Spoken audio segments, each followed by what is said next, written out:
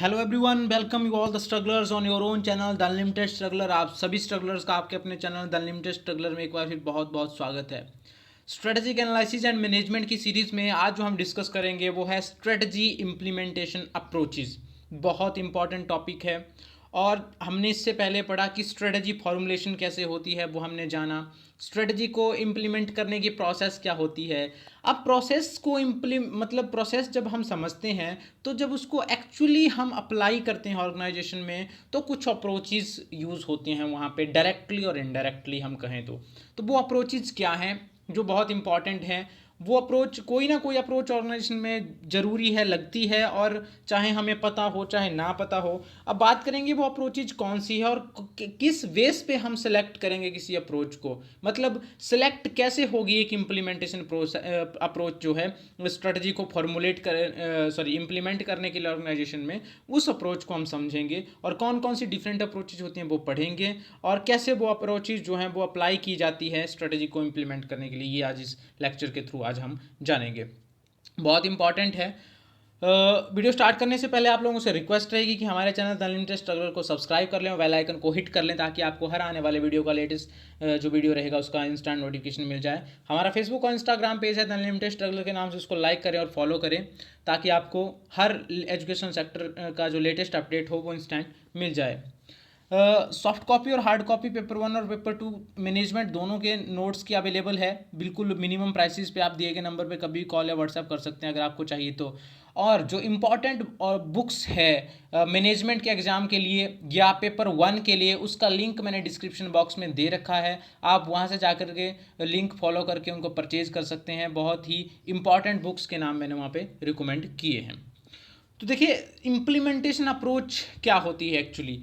वो तरीका, वो मेथडोलॉजी जिससे हम स्ट्रेटजी को इम्प्लीमेंट करते हैं ग्राउंड रियलिटी में। जो हमारा ऑर्गेनाइजेशन का सिनेरियो है उसमें हम स्ट्रेटजी अप्लाई करते हैं फॉर्मुलेट करने के बाद, कैसे उसको इम्प्लीमेंट करना है, लोगों को कैसे उसमें इन्वॉल्व करना है, उनकी पार्टिसिपेशन कैसे वहाँ पे हमने करनी है, मतलब इन्वॉल्व, और कैसे उन लोगों से वो काम करवाना है जो हम, हमारे गोल्स एंड ऑब्जेक्टिव है जो हम मान के चले हैं कि हमने इस तरह से हमारा ये पर्पज है, इसको रिजॉल्व करना है। तो उस फिनोमिना को, मतलब उस मेथड को, उस तरीके को जिसकी हेल्प से हम लोगों को इन्वॉल्व करेंगे, उनसे काम करवाएंगे और वो स्ट्रेटजी को एक्चुअली हम ग्राउंड रियलिटी में इम्प्लीमेंट करेंगे, उसको हम स्ट्रेटजिक इम्प्लीमेंटेशन अप्रोच कहते हैं स्ट्रेटजिक एनालिसिस में। डेविड ब्रॉडबिन और एल जे ब्रोगेसिस 3 ने कुछ एक अप्रोचेस बताई हैं, बहुत इंपॉर्टेंट अप्रोचेस हैं ये। और डिफरेंट अप्रोच जो है मतलब यूज़ होती है डिफरेंट ऑर्गेनाइजेशन में। डिपेंड करता है ऑर्गेनाइजेशन का कल्चर कैसा है, सिनेरियो कैसा है, लोग कैसे हैं, किस तरह की ऑर्गेनाइजेशन है। जैसे जैसे हम आगे बढ़ते जाएंगे ना अप्रोचेज में, 1 2 3 4 5 इस तरह से, वैसे वैसे हम देखते चलेंगे कि बहुत ही लिबरलाइज होती जा रही है। मतलब हम यूँ कहें तो लीडरशिप बहुत लिबरलाइज होती जा रही है। अथॉरिटी, रिस्पॉन्सिबिलिटी वो डाइवर्स होती जा रही है। अथॉरिटी जो है वो डिसेंट्रलाइज होती जा रही है। आगे बढ़ते चलेंगे जैसे अप्रोच में। सबसे पहले बात करेंगे हम कमांडर अप्रोच की। कमांडर अप्रोच सिंपल क्या कहती है कि एक लीडर होता है और सारी जो पावर होती है उस लीडर के पास होती है ऑर्गेनाइजेशन में, और वो लीडर ही स्ट्रेटजी डेवलप करता है, या अगर खुद स्ट्रेटजी डेवलप नहीं करता है तो उसके पास एक टीम होती है, उस टीम को वो सुपरवाइज करता है और टाइम टू टाइम गाइडलाइंस देता है। तो वो स्ट्रेटजी को अप्लाई करने के लिए वो लीडर ही वर्कआउट करता है सारा। वो लीडर जैसे ऑर्डर पास करेगा वो स्ट्रेटजी वैसे अप्लाई होगी, लोगों को काम वैसे ही करना पड़ेगा। अगर कोई लीडर की बात नहीं मानता है तो लीडर उसके अगेंस्ट जो है कोई भी एक्शन जो है वो ले सकता है। मतलब यहाँ पे एक अथॉरिटेरियन लीडर है जो कि अपने हिसाब से ऑर्गेनाइजेशन को चलाता है, जो वो चाहता है वो होता है, और जैसे उसने कहा उसी तरीके से काम जो है ऑर्गेनाइजेशन में होता है। एक सबसे बड़ा जो ड्रॉबैक है इस अप्रोच का वो क्या है कि लीडर के पास सारी अथॉरिटी होती है, सारा कंट्रोल उस लीडर के पास ही होता है, उसकी मर्जी से सारे काम जो हैं वो होते हैं। तो उससे एम्प्लॉयज़ का जो मोटिवेशन लेवल होता है और मोराल होता है वो मतलब डाउन होता है, या वो उसके मतलब फेवर में काम नहीं करते हैं, या मतलब वो चिढ़ते हैं लीडर से। वो ये समझते हैं कि हर बार अपनी ही चलाता है और वो उसको मतलब एक तरह से रेसिस्ट करते हैं अपने मन से। लेकिन काम तो उनको करना पड़ता है, क्योंकि उनकी सर्वाइवल का सवाल है, उनकी लाइवलीहुड का सवाल है, तो काम तो उनको उसके अंडर करना ही पड़ेगा। लेकिन काफ़ी हद तक उनका मोटिवेशन जो है वो डाउन रहता है। उनको लगता है कि हमारा लीडर हमें नहीं पूछता है, हमारा जो कैलिबर है उसको एक प्लेस नहीं देता है, उसको एक स्थान नहीं देता है। कमांडर अप्रोच को अप्लाई करने के लिए 3 कंडीशंस फुलफिल होना बहुत बहुत ज़रूरी है। सबसे पहली कंडीशन ये होती है इसमें, या अजम्पशन हम मान सकते हैं, the leader must wield enough power to command implementation, कि लीडर के पास इतनी पावर होनी चाहिए कि वो उस स्ट्रेटेजी को इम्प्लीमेंट करवा पाने में सक्षम हो। मतलब उसका इतना दबदबा होना चाहिए ऑर्गेनाइजेशन में कि उसकी बात को कोई सुनता हो। दूसरी बात, accurate and timely information must be available. देखिए, लीडर के पास सारी पावर होती है, सारा काम लीडर के ऊपर डिपेंड करता है, उसने कब क्या करवाना है। तो लीडर इतना अपडेट होना चाहिए, लीडर का इंफॉर्मेशन सिस्टम इतना स्ट्रांग होना चाहिए कि उसके पास बिल्कुल एक्यूरेट और टाइम पे जो इन्फॉर्मेशन उसको चाहिए वो उसके पास अवेलेबल हो, ताकि वो ये डिसाइड कर सके कि राइट टाइम, राइट क्राइटेरिया क्या है स्ट्रेटेजी को इम्प्लीमेंट करने का। और तीसरी जो यहाँ अजम्पशन आती है, कंडीशन आती है, वो है the strategist should be insulated from personal bias and political influences that might affect the content of the plan, कि पर्सनल बायास और पॉलिटिकल इन्फ्लुएंसेस नहीं होने चाहिए। जो लीडर है उसको पर्सनल बायास यहाँ नहीं लेकर के आने हैं। अगर वो पर्सनल बायास या पॉलिटिकल इन्फ्लुएंसेस ज़्यादा होंगे वहाँ पे, तो जो प्लान होगा वो डिस्टर्ब हो सकता है और प्लान जो है वो फ्लॉप भी हो सकता है। तो ये 3 बड़ी महत्वपूर्ण जो थे वो कंडीशंस हैं इस अप्रोच की, कमांडर अप्रोच की। दूसरी जो अप्रोच है स्ट्रेटेजिक इंप्लीमेंटेशन अप्रोच, वो है the organisational change approach. Organisational change approach का मतलब है कि हम ऑर्गेनाइजेशन के हिसाब से भी एडजस्ट करते हैं। पहली अप्रोच हमने बोला कि लीडर के हिसाब से चलता है। दूसरी अप्रोच बोलती है कि नहीं, ऑर्गेनाइजेशन के जो एम्प्लॉय हैं थोड़ा बहुत उनका व्यू पॉइंट भी कंसीडर करना है। इसको हम इस तरह से समझेंगे कि एक क्वेश्चन है, I have a strategy, now how do I get my organisation to implement it. मतलब मैं एक लीडर हूँ, मेरे पास एक स्ट्रेटजी है जो मैं अपने ऑर्गेनाइजेशन में इंप्लीमेंट करना चाहता हूँ, और उसके हिसाब से जो है फिर मेरे ऑब्जेक्टिव जो है, गोल जो हैं वो अचीव होंगे। लेकिन मैं उसको अप्लाई कैसे करूँ अपनी ऑर्गेनाइजेशन में? उसके लिए मुझे उन लोगों का साथ चाहिए जो मेरी ऑर्गेनाइजेशन में काम करते हैं। मतलब मैं उनके व्यू पॉइंट्स लूँगा, उनका ओपिनियन लूँगा और उनको इन्वॉल्व करूँगा थोड़ा बहुत। मतलब उनको ये लगे कि नहीं, हमारा लीडर जो है हमें पूछ रहा है, हमारा मैनेजर जो है हमें पूछ रहा है, और उनको कंसल्ट करने के बाद जो है एक फाइनल स्ट्रेटजी डिसाइड करेंगे।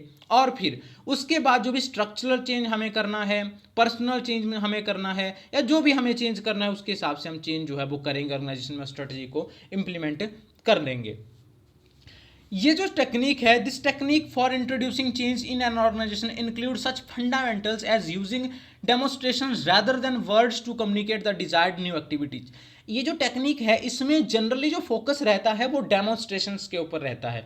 हम ये नहीं बोलेंगे कि आपको ये करना पड़ेगा, आपको ये करना है, आप ऐसे करोगे वैसे करोगे, नो, हमको उनको प्रैक्टिकली करके दिखाना पड़ेगा हमारी ऑर्गेनाइजेशन के एम्प्लॉयज़ को, ताकि वो समझे, सीखे, एक्चुअल रियलिटी को भांप ले कि इससे होगा क्या, तब जाकर के वो उसको फिर इम्प्लीमेंट करेंगे।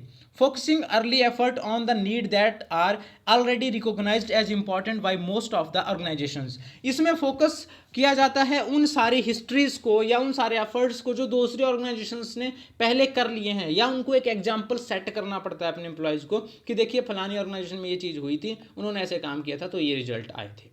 मतलब उनको आपको एक एग्जाम्पल देके समझाना पड़ेगा, उनको एक डेमोस्ट्रेशन दे करके समझाना पड़ेगा अपने एम्प्लॉयज़ को, तब जाकर के उनका फेथ जो है डेवलप होगा और फिर वो आपके साथ पार्टिसिपेट करेंगे आपके काम में, और फिर जाकर के सक्सेसफुली स्ट्रेटेजी जो है वो इम्प्लीमेंट हो सकती है। अब इस स्ट्रेटेजी का सबसे बड़ा ड्रॉबैक क्या है? इसका ड्रॉबैक ये है कि अगर रैपिड चेंज हो रहा है सिचुएशन में, बहुत ज़्यादा चेंजेस आ रहे हैं, तो ये स्ट्रेटेजी काम नहीं करेगी। क्यों? क्योंकि इसमें डेमोस्ट्रेशन का पार्ट आ रहा है, इसमें बहुत सारी एक्सप्लेनेशन रिक्वायर्ड है, आपको बहुत ज़्यादा लोगों को कंसल्ट करना पड़ेगा, फिर टाइम देना पड़ेगा, तब जाकर के स्ट्रेटेजी जो है अप्लाई होगी। लेकिन अगर बात आती है रैपिड चेंजेस की, सिचुएशन काफ़ी क्रिटिकल है, बहुत ज़्यादा फास्टली चेंजेस हो रहे हैं मार्केट में, ठीक है, बिजनेस एनवायरनमेंट में, तो आप इस स्ट्रेटेजी को या इस अप्रोच को इम्प्लीमेंट नहीं कर सकते, तो थोड़ा टफ हो जाएगा आपके लिए। तीसरा जो अप्रोच आता है स्ट्रेटजी इंप्लीमेंटेशन का, that is the collaborative approach. जैसा कि वर्ड से हमें पता लग रहा है, कोलैबोरेशन, कोलैबोरेशन ऑफ हुम? एक तो टॉप मैनेजमेंट का, दूसरा जो मिडल मैनेजमेंट है उसका कोलैबोरेशन या लोअर लेवल मैनेजमेंट का कोलैबोरेशन। अब इसमें क्वेश्चन से हम समझ सकते हैं इसको, how can I get my top management team to help develop and commit a good set of goals and strategies. मतलब कि गोल्स और स्ट्रेटजी जो हैं हमारी, उनको डेवलप करने के लिए मैं कैसे जो है अपने टॉप लेवल मैनेजमेंट को जो है इन्वॉल्व कर सकता हूँ। इसमें टॉप लेवल मैनेजमेंट और जो मिडिल लेवल या लोअर लेवल मैनेजमेंट होता है, लोअर मिडिल लेवल मैनेजमेंट होता है, वो आपस में बैठ कर के ब्रेनस्टॉर्मिंग करते हैं और उस ब्रेनस्टॉर्मिंग के हिसाब से जो है फिर वो प्लान्स तैयार करते हैं, स्ट्रेटजी तैयार करते हैं, या ये तरीका तय करते हैं कि स्ट्रेटजी को इम्प्लीमेंट कैसे किया जाए। इसका जो फंडामेंटल क्रिटिसिज्म है इस अप्रोच का, वो है कि not really collective decision making from an organizational view point because upper level management often retain centralized control. इसका सबसे बड़ा क्रिटिसिज्म ये है कि इसमें होता तो है पार्टिसिपेशन टॉप मिडल और लोअर का, लेकिन प्रॉब्लम ये आती है कि जो ज़्यादातर कंट्रोल होता है वो टॉप लेवल के पास होता है। तो हम ये नहीं बोल सकते कि पूरी तरह से कोलैबोरेटिव अप्रोच है। मतलब फाइनली डिसीजंस जो होंगे वो काफ़ी हद तक टॉप लेवल मैनेजमेंट के ही होंगे और वही डिसीजन जो है वो हावी होंगे पूरे ऑर्गेनाइजेशन पे। In fact, this approach preserves the artificial distinction between thinker and doers and fails to draw on the full human potential throughout the organization. देखिए इस अप्रोच की ये क्रिटिसिज्म जो है उससे क्या होगा कि क्या प्रॉब्लम है इस अप्रोच में एक्चुअली, कि इसमें एक डिफरेंस क्रिएट रहता है, डिफरेंस होता ही है जो थिंकर्स हैं और अप्लाई करने वाले हैं दूसरे लोग हैं, कि जो टोटल फुल पोटेंशियल है ह्यूमन बीइंग का वो पूरी तरह से यूटिलाइज नहीं होता। मतलब आप मिडिल और लोअर लेवल के मैनेजमेंट जो है, एम्प्लॉयज़ जो हैं, उनको आप कंसीडर नहीं करते हैं टॉप लेवल के लोग जो हैं डिसीजन मेकिंग में। तो इसलिए हो सकता है उनके पास और अच्छे तरीके हों, हो सकता है वो लोग क्रिएटिव हो, तो वो क्या करते हैं, अथॉरिटी ज़्यादातर जो रहती है वो टॉप लेवल के पास रहती है, तो लोगों का कैपेसिटी का फुलर यूटिलाइजेशन इसमें नहीं होता है। फोर्थ जो अप्रोच है the cultural approach. Cultural approach भी कोलैबोरेटिव अप्रोच की तरह है, थोड़ा सा आगे बढ़ के है। इसमें लोअर लेवल के एम्प्लॉय जो हैं वो ज़्यादा पार्टिसिपेट करते हैं स्ट्रेटेजिक मैनेजमेंट में। अब इसको इस क्वेश्चन से समझ सकते हैं, how can I get my whole organization committed to our goals and strategies. मतलब मैं अपनी पूरी ऑर्गेनाइजेशन को किस तरह से एक प्लेटफॉर्म पे लेके आऊं या किस तरह से उनको अप्रोच करूं ताकि वो पूरी तरह से हमारे गोल्स और स्ट्रेटजीज के ऊपर फोकस करें, या मेरे प्लान्स हैं, मेरे ऑब्जेक्टिव्स हैं, उसको अप्लाई करने के लिए या उसको यूटिलाइज करने के लिए, उसकी तरह से काम करने के लिए मैं अपने टॉप लेवल मैनेजमेंट को कैसे मनवाऊं, कैसे उन लोगों को इन्फ्लुएंस करूं ताकि वो मेरे प्लान्स को कंसीडर करें या मेरी बात को भी सुने। ये लोअर लेवल मैनेजमेंट जो है वो कह रहा है। The strategic leader concentrates on establishing the communicating the clear mission and purpose for an organization and allowing employees to design their work activities with this mission. इसमें क्या होता है कि जो strategic analyst होता है या strategic leader होता है, ठीक है, वो क्या करता है, वो अपने जो एम्प्लॉयज़ होते हैं उनको क्लियर कट डायरेक्शंस देता है, मिशंस बताता है, गोल्स बताता है कि आपके ये ऑब्जेक्टिव्स हैं, गोल्स हैं आपका। अब आपने स्ट्रेटजी डिसाइड करनी है, आपने डिज़ाइन करना है अपना वर्क कि आप कब करेंगे, क्या करेंगे, कितना काम करेंगे, कैसे करेंगे, ये आपने डिसाइड करना है। इसमें मेरा कोई रोल नहीं रहेगा। This technique involves implementing strategy by employing the concept of third order control. इस स्ट्रेटजी को जब हम अप्लाई करते हैं, इस अप्रोच से जब हम स्ट्रेटजी इंप्लीमेंट करते हैं, तो थर्ड ऑर्डर कंट्रोल एक कॉन्सेप्ट यहाँ अप्लाई होता है। थर्ड ऑर्डर कंट्रोल मतलब 3 तरह के कंट्रोल यहाँ रहते हैं। पहला कंट्रोल जो होता है, first order control is direct supervision. पहला कंट्रोल रहता है सुपरविजन, जो आपका सुपरवाइजर है, जो आपका बॉस है, वो आपको 24 घंटे सुपरवाइज करता है या 12 घंटे सुपरवाइज करता है कि ये पर्टिकुलर एम्प्लॉय क्या कर रहा है, कैसे कर रहा है, किस तरह से कर रहा है। दूसरा कंट्रोल आता है रूल्स एंड रेगुलेशंस का। जो ऑर्गेनाइजेशन की बाउंड्रीज हैं, आप उनसे बाहर नहीं जा सकते। मतलब वो भी आपको कहीं ना कहीं लिमिट पैदा कर रहे हैं अपने आपके काम को करने के लिए।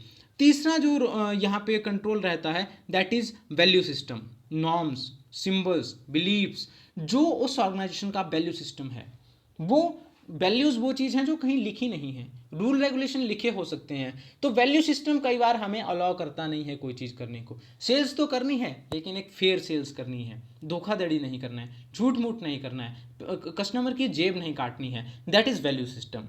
आप सेल्स कर लो लेकिन उसमें धोखा करो, कस्टमर डिससेटिस्फाई हो, कस्टमर के साथ आप चीट करो, दैट इज़ नॉट सेल। वो एक अच्छी स्ट्रैटेजी नहीं है सेल की। पांचवी जो अप्रोच आती है द क्रिसिव अप्रोच, इस अप्रोच में क्या होता है, इसमें हम सिंपल क्वेश्चन से समझेंगे। How can I encourage my managers to develop champions and implement sound strategies. इसमें बोलता है, देखिए क्रिसिव का मतलब होता है या क्रिसाइव का मतलब होता है इंक्रीजिंग और ग्रोइंग, मतलब बढ़ाना, इंक्रीज करना। मतलब मैं अपने मैनेजर्स को, इसमें देखिए इसमें जो लोअर लेवल के एम्प्लॉयज़ है दे आर वेरी शार्प, वो काफ़ी ज़्यादा शार्प हैं, काफ़ी ज़्यादा पोटेंशियल है उनका, लेकिन टॉप मैनेजमेंट जो है वो ढीला है, ठीक है। तो वहाँ पे अप्रोच लगती है, ये लोअर लेवल का एम्प्लॉय बोल रहा है कि मैं अपने मैनेजर्स को या टॉप अथॉरिटीज़ को कैसे जो है इनकरेज करूँ ताकि वो कुछ नए प्लान्स बनाए, कुछ नया काम करे जिससे कि डेवलपमेंट हो ऑर्गेनाइजेशन की, इंडिविजुअल एम्प्लॉयज़ की, हम गोल्स एंड अपने ऑब्जेक्टिव्स को अचीव करें इजीली और नए चैंपियंस बन के उभरे, मतलब इस तरह से इसमें कह रहा है। The strategic leader is not interested in strategizing alone और even in leading others through a protected planning process. जो स्ट्रेटेजिक लीडर यहाँ होता है, मैनेजर होता है, बॉस होता है, टॉप अथॉरिटी होती है, वो इंटरेस्टेड नहीं है लोगों को स्ट्रेटेजाइज करने में, उनके लिए स्ट्रेटजीज बनाने के लिए, उनको मतलब आगे लेकर के जाने के लिए, ग्रोथ के लिए, बिजनेस के लिए कुछ करने के लिए वो इंटरेस्टेड नहीं है। वो चुपचाप अपनी पोजीशन पे जिस पे है उस पे काम करना चाहता है, जैसे वो बैठा है वैसे ही रहना चाहता है। लेकिन जो डाउन लेवल लोअर लेवल के एम्प्लॉयज़ हैं, सबॉर्डिनेट्स हैं, वो काफ़ी ज़्यादा शार्प हैं, वो काफ़ी ज़्यादा एग्रेसिव हैं, वो चाहते हैं कि कोई हमें हल्का सा गाइडेंस करता, कोई हमें डायरेक्ट करता तो हम क्या नहीं कर लेते। ये जो अप्रोच हैं इसमें कुछ चीज़ें मेनली कुछ हम बोल सकते हैं कुछ कंडीशंस होती हैं या कुछ इसमें अरेंजमेंट होता है कंडीशंस का। वो क्या है, maintain the openness of organisation to new and discrepant information, कि सबसे पहले आपको ऑर्गेनाइजेशन में एक ओपननेस क्रिएट करनी पड़ेगी, खुला रखना पड़ेगा सब कुछ, हर चीज़ पे ओपन एक्सेस हो ताकि सब लोग सब चीज़ के ऊपर अच्छे से वर्कआउट कर सकें।